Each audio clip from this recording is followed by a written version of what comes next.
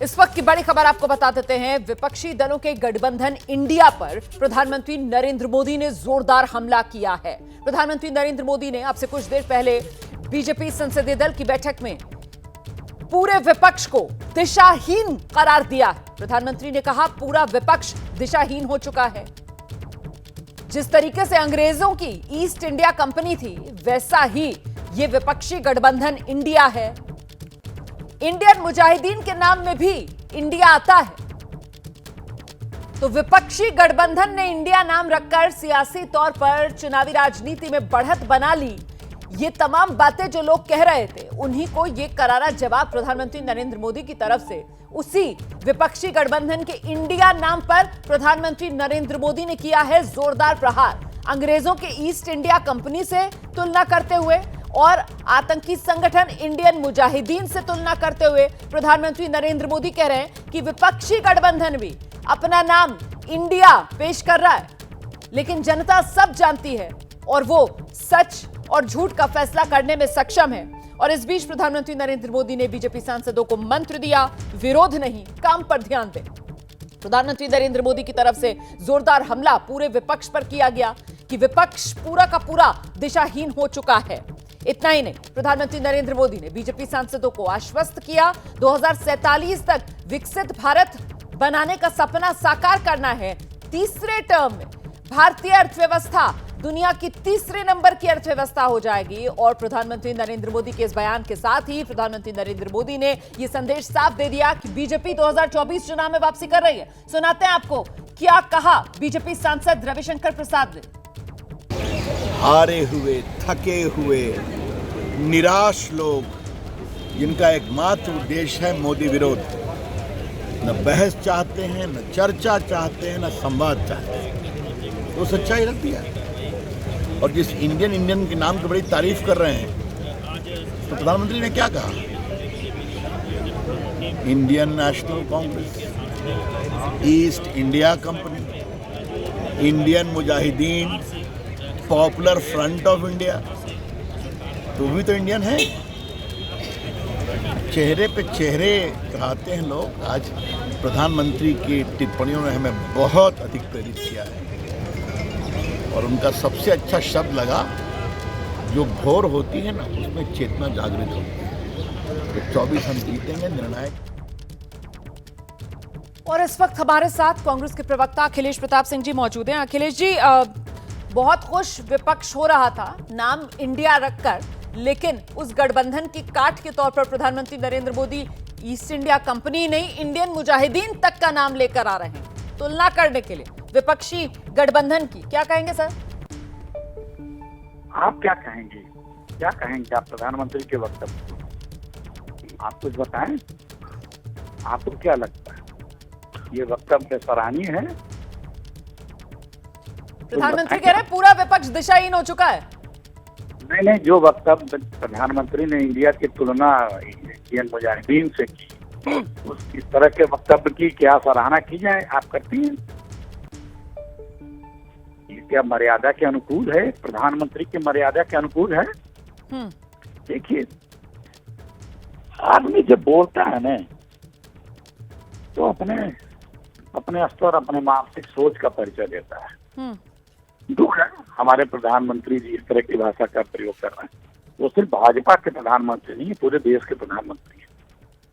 उन्हें हमेशा याद रखना चाहिए और उसकी भारत की मर्यादा के अनुकूल तो कम से कम बात करें, इंडिया की मर्यादा के अनुकूल तो कम से कम बात करें। हमारे भी प्रधानमंत्री हैं, हमारी उनके राजनीतिक प्रतिद्वंदिताएं हैं, लेकिन देश इस तरह की भाषा की अपेक्षा नहीं करता भारत जैसे महान देश के प्रधानमंत्री से।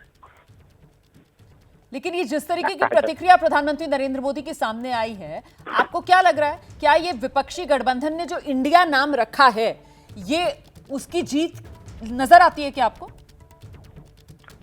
इसमें जीत के किस तरह की भाषा का प्रयोग कर रहे हैं? हाँ। विचलित जैसे हो, परेशान हो, समझ में आ गया है कि सत्ता जाने वाली है। अरे राजनीति है, सत्ता आती जाती रहती है। इंसान को अपनी मर्यादा तो बना के रखनी चाहिए। वो भी भारत जैसे महान देश के प्रधानमंत्री को, कितने बड़े जनादेश से पीएम बने हैं। सर आप कह रहे हैं विचलित लग रहे हैं, परेशान लग रहा है सत्ता जाने वाली है। प्रधानमंत्री नरेंद्र मोदी वहां बीजेपी सांसदों को कह रहे हैं कि तीसरे टर्म में देश की इकोनॉमी दुनिया में तीसरे नंबर पर पहुंचाएंगे। वो 2047 के लिए विकसित देश की बात कर रहे हैं सर। नहीं होते जी, अगर ये 10 साल में नहीं होते ना तो अभी तक तीसरे पे पहुंच गई होती। तीसरे नंबर पर नहीं, दुनिया पे कर्जा लेने वाले पहले नंबर पे पहुंचा दिया आदरणीय साहब ने। आप देश की इकोनॉमी देख लीजिए, 10 साल में 4,80,000 करोड़ से भारत के जो बजट था मनमोहन सिंह जी ने उसे 18.5 लाख करोड़ पहुंचाया था, 4 गुना। ठीक है अखिलेश जी, बहुत शुक्रिया एबीपी न्यूज पर अपनी बात रखने के लिए। कांग्रेस प्रवक्ता अखिलेश प्रताप सिंह को आप सुन रहे थे, जो कह रहे हैं प्रधानमंत्री नरेंद्र मोदी ने जिस तरीके से विपक्ष के गठबंधन इंडिया की तुलना ईस्ट इंडिया कंपनी और इंडियन मुजाहिदीन से की है, ये अमर्यादित बयान है। बीजेपी बौखलाई हुई है क्योंकि 2024 में उसको हार नजर आ रही है, ये कांग्रेस का कहना है। इस सब के बीच बीजेपी के सांसद हैं राकेश सिन्हा, उनसे मेरे सहयोगी अंकित गुप्ता ने जो खास बातचीत की है, क्योंकि राकेश सिन्हा भी मौजूद थे प्रधानमंत्री नरेंद्र मोदी जिस वक्त ये संबोधन कर रहे थे बीजेपी सांसदों को उस वक्त। तो जरा सुनिए क्या बता रहे हैं राकेश सिन्हा। इस वक्त मेरे साथ मौजूद हैं बीजेपी के राज्यसभा सांसद डॉक्टर राकेश सिन्हा जी। सर, जिस तरीके से जो है अब जो जानकारी निकल के सामने आ रही है, विपक्ष ने अब मन ये बना रहा है कि सरकार के खिलाफ नो कॉन्फिडेंस मोशन यानी कि अविश्वास प्रस्ताव लेकर आए। देखिए, विपक्ष के बारे में भारत के प्रधानमंत्री नरेंद्र मोदी ने ठीक ही कहा कि ये दिशा शून्य है, विचार शून्य है, हताश है। और हताश और निराश विपक्ष सिर्फ एक दुष्प्रचार का सहारा लेता है। आज विपक्ष के पास प्रोपेगेंडा के अतिरिक्त कुछ नहीं है और जितने पार्लियामेंट के साधन हैं, टूल्स हैं, सबका उपयोग विपक्ष अपने सर्वाइवल के लिए, अपने अस्तित्व के लिए कर रहा है। लेकिन इसका मकसद क्या है? क्योंकि ये तो विपक्ष को भी पता है कि बहुमत उनके पास है नहीं, लेकिन फिर भी नो कॉन्फिडेंस मोशन की अगर चर्चा भी कर रहे हैं तो क्यों? पूरे देश दुनिया में भारतीय जनता पार्टी की जो सरकार प्रधानमंत्री नरेंद्र मोदी जी के नेतृत्व में है, वह प्रगति कर रही है और वह दिखाई पड़ रहा है। लेकिन विपक्ष के पास ना कोई वैकल्पिक दृष्टि है, ना वैकल्पिक दिशा है। और वैकल्पिक दृष्टि दिशा के अभाव में विपक्ष हमेशा ही सिर्फ एक दुष्प्रचार के साधन का सहारा ले रहा है। मुझे लगता है कि विपक्ष को रचनात्मक होना चाहिए, विपक्ष को संगठनात्मक दृष्टि से अपना काम करना चाहिए।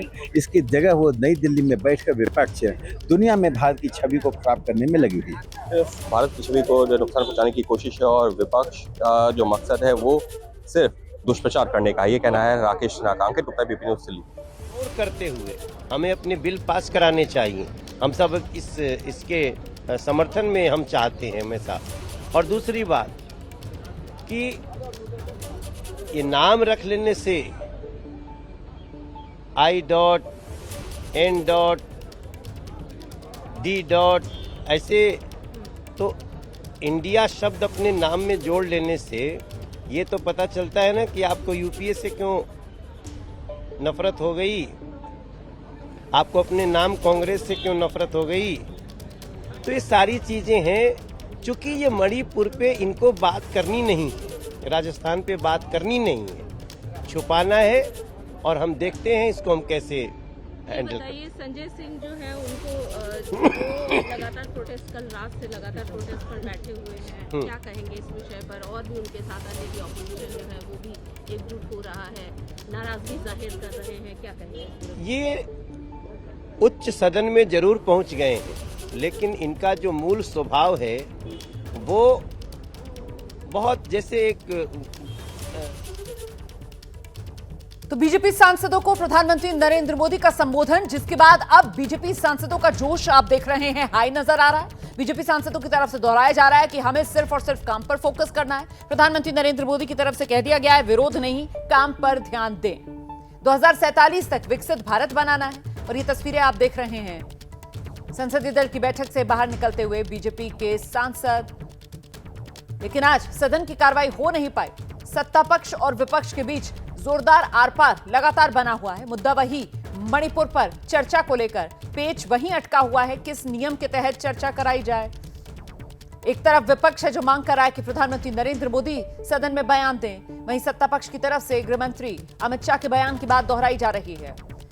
लोकसभा दोपहर 2 बजे तक, राज्यसभा 12 बजे तक के लिए स्थगित है। और इस सब के बीच सबसे जोरदार हमला प्रधानमंत्री नरेंद्र मोदी का विपक्ष पर।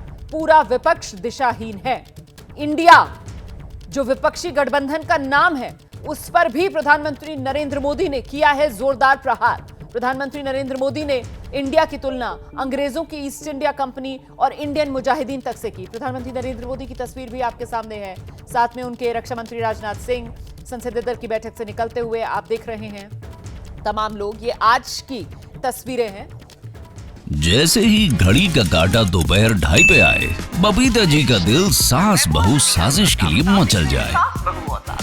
और ये है इनकी बहू, पूरे दिन ऑफिस की टेंशन हो जाए गॉन जब ये करें अपना फेवरेट शो फ्री टाइम पे ऑन। इनकी तरह आप भी देखें अपना फेवरेट शो अपने टाइम पर और डाउनलोड कीजिए एबीपी लाइव ऐप अपने स्मार्ट टीवी पर।